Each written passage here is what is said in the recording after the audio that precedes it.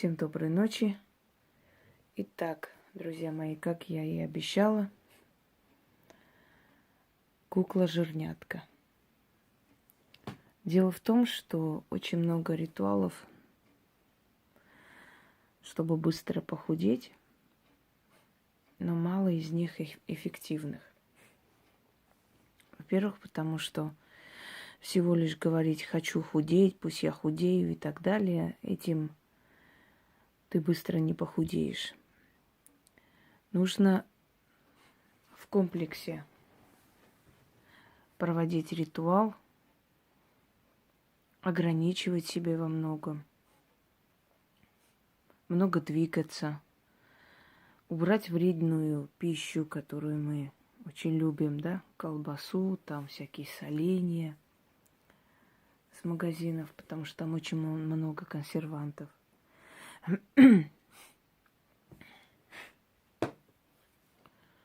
Далее заняться собой, привести себя в порядок. Вначале, когда начинаем как бы следить за собой, то уменьшается вес медленно, потом может остановиться некоторое время. Например, врачи рекомендуют менять пищу постоянно на одной и той же пище, даже не жирной, тоже не худеешь. Рекомендуется есть по чуть-чуть и часто, чтобы твой организм, твое подсознание знало, что тебе есть что кушать, поэтому не боялась и не накапливала жир. Иногда люди после очень жесткой диеты полнеют намного быстрее и больше, чем были до этого. Но при всем этом можно призвать еще и магию себе в помощь. Один эффективный ритуал я вам уже дала, точнее 2. Тайна армянских цариц отлично работает, оздоравливает весь организм.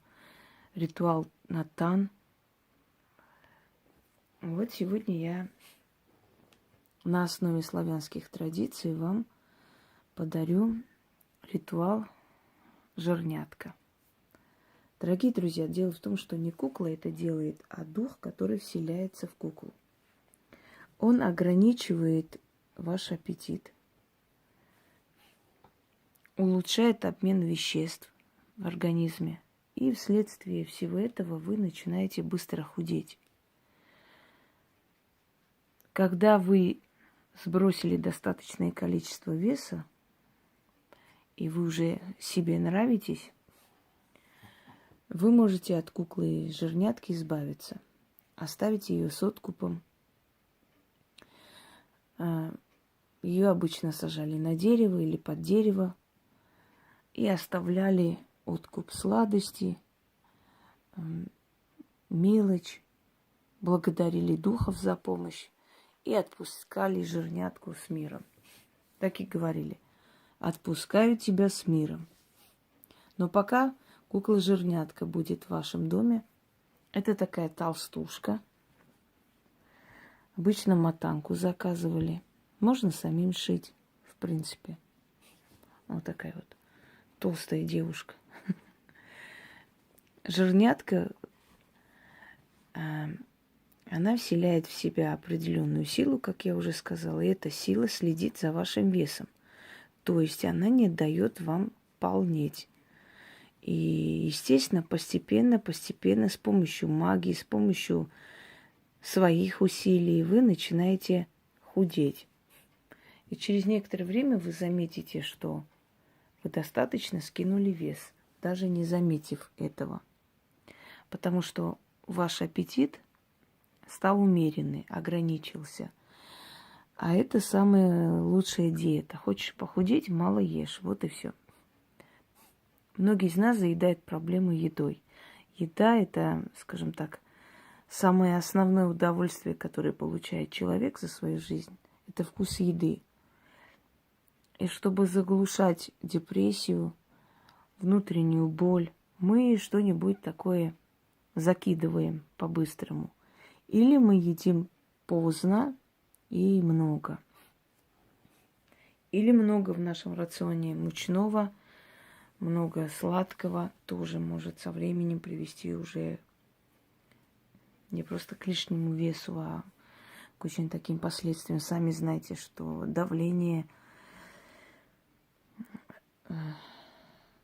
поднимается все время, высокое давление у полных людей, внутричерепное давление, большой риск ишемии сердца, большой риск инсульта мозга и так далее. То есть полные люди, они все-таки в группе риска, и лучше это скидывать. Все-таки это жир.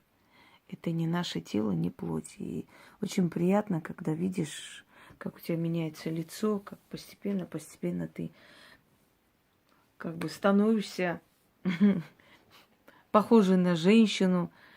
И если помните, те, которые пережил блокадный Ленинград, да, живут до 100 лет и жили до 100 лет порой.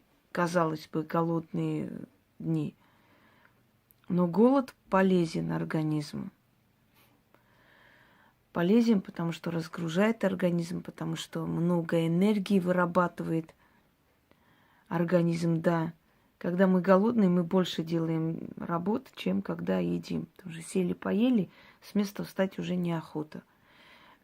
Потом менталитет у нас такой, мы же много готовим. Если тем более люди придут, у нас же не Европа, чтобы по грамму рассчитывать, да, кто сколько съест. Мы готовим пельмени, там каждому по 50 штук.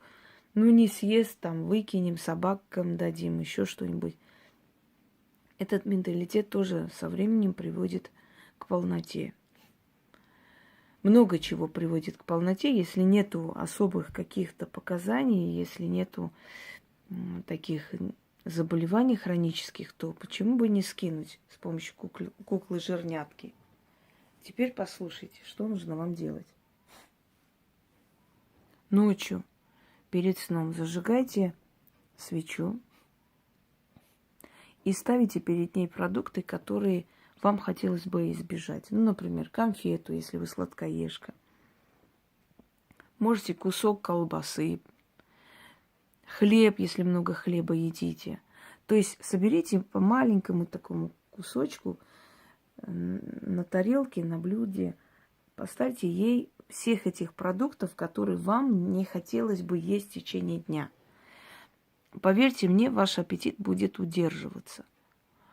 Вы даже забудете о еде иногда, вспоминая, что вы вроде бы весь день ничего-то и не ели особо. Но как-то и не вспомнили, да, что надо есть. Положите перед ней эти продукты, зажгите свечу, прочитайте этот заговор 6 раз, потушите свечу и ложитесь спать. Это все оставьте ей. На следующий день выкиньте эти продукты, поскольку они всю ночь простояли, и духи этим питались. Выкиньте эти продукты, просто выкиньте, они обесточены, уже снята с них вся энергия.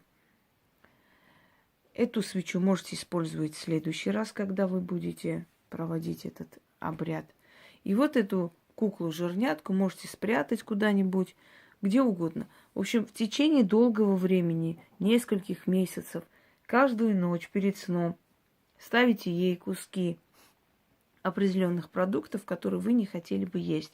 Поскольку у меня сейчас в холодильнике только фрукты и овощи, мне нечего ей ставить, понимаете, в чем дело? Но раньше я ставила ей конфеты и сладости. Но вот уже и этого не хочется мне, поэтому даже ставить нечего, представляете?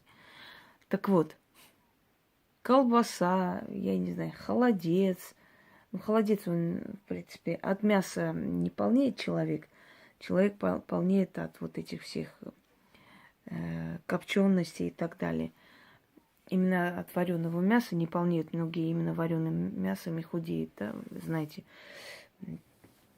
Или говядина, или курятина, вот белое мясо курицы. Ну и яйца, соответственно, бобовые. Это все помогает худеть, но и при этом не чувствовать голода совершенно, потому что насыщена белками.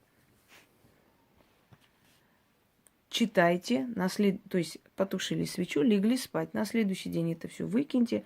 Можете куклу спрятать или положить куда-нибудь. Опять следующей ночью перед сном зажгли свечу, прочитали. Даже те, которые худые женщины, даже им можно это провести, потому что это будет помогать им регулировать все процессы организма. Вы же вызываете духа, который вам поможет лишнее убрать с организма и привести вас к стройности. Итак, по миру баба жирная шла, жирняткой назвалась. Пила и ела, сама толстела, сама больше стала, а я бы уменьшалась. Кто жирнятку бабу дома держит, тот стройнеет, молодеет. Баба-жирнятка, ты вместо меня ешь, а у меня голода нет. Я сыта и довольна. Жир тебе, а стройность мне. Живет в моем доме баба-жирнятка. Она сидит, стоит или лежит, все одно, мой жир сторожит. Жирнятка баба ртом, мой жир ешь, поглощай, мой вес сокращай. Жирнятка жир мой съест, весь мой жир дожрет, лишний вес себе заберет, а стройность мне оставит. Жирнятке толстеть, а мне стройнеть да молодеть. Жир жирнятке отдам, сама стройнеть стану. Ключ, замок, язык. Заклято. Прочитали 6 раз. Прекрасно. Потушили свечу, оставили жирнятку с продуктами. Дух, который должен знать, какие продукты запрещать вам есть весь день. И мне говорили, что даже после проведения такого обряда я немножко усилила, скажем так, я давала подобный обряд, что после этого обряда даже чувство отвращения появляется именно к той еде, которую они поставили ей в этот день. Некоторые попробовали даже с алкоголем сделать с ней. И знаете, помогло. Кстати, недавно мне женщина написала, провела для мужа, 100 раз у меня спрашивает, а ведь я уже выкладывала, да, перестать пить. И вот там есть несколько различных очень сильных работ, которые, если правильно сделать, очень могут помочь. Поскольку я не буду этим заниматься, но по просьбе людей я это выложила. Что можно самим читать, что можно им давать читать и так далее. И очень эффективно помогает. Так вот, некоторые пробовали жирняткой и алкоголь остановили, между прочим. В конце, когда, я не знаю, вы можете ее держать хоть годами, это не имеет никакого значения. Но когда вы захотите от нее избавиться, когда решите, что у вас уже все хорошо, а жирнятка уже себя изжила, может, порвалась, может, уже, знаете, появляется такое чувство неприязни какой-то. Хочется избавиться от нее побыстрее, чтобы забыть это прошлое полноты. Отнесите, можете в лес, можете возле дома, значит, посадите ее на дерево или под дерево. Оставьте продукты, оставьте шоколад, там, можно кусок мяса, горстку монет и так далее. Поблагодарите ее и уходите. Все. Что с этой куклой станет, вас уже не интересует. Она не порчена, ничего. Она была предназначена для того, чтобы в нее вызвать дух. Почему именно предмет-посредник нужен, дорогие друзья? Почему именно куклы там были, обереги, охранники, да, какие-то изображающие зверей, птиц, обереги? Потому что духу легче поселиться туда, что больше напоминает человека или животное. Вот именно поэтому, например, в исламской традиции до определенного времени было запрещено, да и сейчас в некоторых радикальных странах запрещено держать дома куклы, фотографии, картины. Считается, что туда вселяются джинны. То есть все, что схожи с человеком или животным, могут туда вселиться духи. Им нужен предмет-посредник, через которого они будут воздействовать, помогать или вредить. Вот именно поэтому эта кукла-жирнятка этим предметом-посредником и является между вами и тем духом, который поможет вам обрести нормальную форму и запретит вам лишнее есть, и улучшит обмен веществ в организме, что приведет в итоге к тому, что вы начнете быстро худеть. Всем удачи и здоровой жизни!